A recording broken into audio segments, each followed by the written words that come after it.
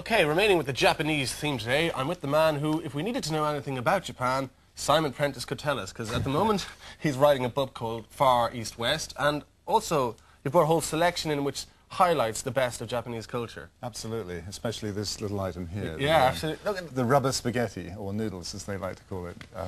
This is the thing that saved my life when I first went to Japan, because every restaurant in Japan has got outside, displayed in a show window, what they sell. So you could point to that. That's it.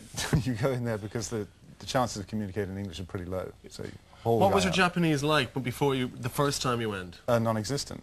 Completely. Yeah. So you were reduced to just kind of. That's it. Yeah. Precisely so. Like basically how the rest of us go around Europe. What is this? This looks fascinating. What is it? This is the sort of the healthy alternative to crisps, if you'd like to just try one. I'll have a little bit, a little taste of that.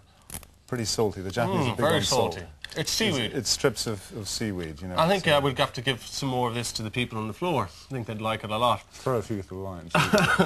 So tell us, how's the book going, Far East West? How's it going? It's humming along. It's just, the reason I started to do it was I just got very fed up with, since I work a lot with TV crews and take them around, and just the general impression of the Far East. I mean, come on, we're a globe these days. Yeah, yeah. Far East is no longer on the far east of the map. Absolutely. It's part of us, and anyway, why are we thinking that, you know, people on the same planet are as weird as that when some of the things that we do are pretty odd? Yeah, absolutely. So I just thought Far East, hey, Far West, you know. So how did you were there for 8 years. Did you enjoy it? I must have done. Yeah, I mean... I think, you know, it took me so long to really get into it and grasp what was going on that I kind of suppressed all the stuff. Like, well, maybe I don't like this. Yeah, I just sort of went through it, and then one day I realized, maybe that's as far as I want to go down that route. But yeah, I mean, there's a lot of Japan I just love. Well, we've been talking about what we think of the Japanese. Let's see what they think of us. Here's a little clip of a Japanese man roaming around London. It's a woman, actually. So actually, we found out that it was actually a woman. I was told it was a man, but it's a very good-looking man. Easy mistake to make, you know. And there's Big Ben. There is indeed, and a bus. And a bus. Carefully timed, of course. You know. It took them ages. They paid a lot of money to get that bus. They certainly did.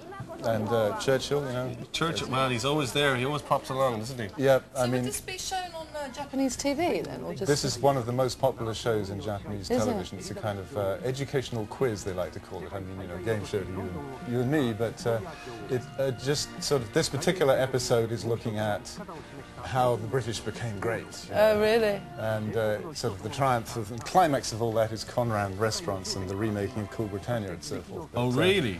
It's a kind of an easy skip through all the cliches you ever learned about England in your textbooks. So they're still sort of quite into this whole sort of empirical notion of Britain. Are we still great, as far as they're concerned? Yes. Oh, be brutal.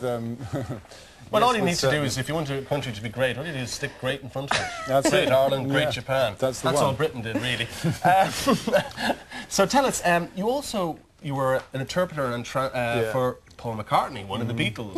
What was he like? You met Paul McCartney? I met Paul McCartney, yes. My hero. Yeah, well, he's a nice guy, you know. Yeah. He's in all the ways that he's presented as being. I mean, he's very, very professional, incredibly professional. That was one of the surprises. Very, very good with people.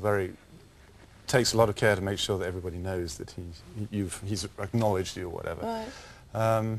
That was good fun. Nice. Any funny stories to tell? Well, you know, the Far East meets the Far Out. It was quite weird, that collision of things sometimes. I remember being called up in the middle of the night. The phone call came down from his suite saying, "Can you sort out? I need a duvet, and these guys just can't get it." And apparently, what had happened, he'd phoned up, and they said, "Yeah, sure, we'll bring you a duvet. This is the reception." 45 minutes later, a guy arrived with a steaming tub of hot water. And it was like, yes. Right. So can't sleep on that. I still don't know exactly how they went from duvet to a tub of hot water, but so they obviously thought, well, you know, these pop stars, they'll ask for anything weird, so let's bring him a tub of hot water. You know. So Paul quickly jumped in and had a little swim. That's it. Just to keep the relationships going. That's it. Well, you've got some other stuff here. Yeah, this is a kind of a good luck token that you can buy in certain shrines in Japan that worship the life principle. Absolutely. You'll probably work out what this is. Oh, yes. Well, this is kind of moving on. a male and female sort of symbolic thing, which you lick. That is, I brought in... It's a collection of biscuits. They're well into their sort of rehydrated food, aren't they, and dehydrated? They are. The reason I brought that in really, though, was for the decorative package. Yeah, I think lovely. The presentation of the Japanese, well, even this, I mean, the presentation is really That is lovely. top, and what's so this here? Well, we've had that. Little thing here. Oh. Or that little thing here. No, we've had that. No, Claire actually wants a little bit of that, some I think. seaweed. And apparently you're Actually, a I think black you should belt. have this. Yes, I am. Black belt in Aikido. I am indeed. Oh. Not anymore, in the sense that I've stopped doing it, but yeah. And obviously you learned that. I think if you're going to get into a country, any country, you have to at some point probably take on one of the traditional arts of the country, because everything that they are about is involved in that. So you can blend in, as I'm sure you did. Well, it's best you know, wearing these sort of clothes, you blend in anyway. You know. Well, look, thanks a lot for coming in, Simon, and showing us all these goodies, particularly that. I thought you'd like that. Yeah, I got my imagination fired up. And we'll see you after the break.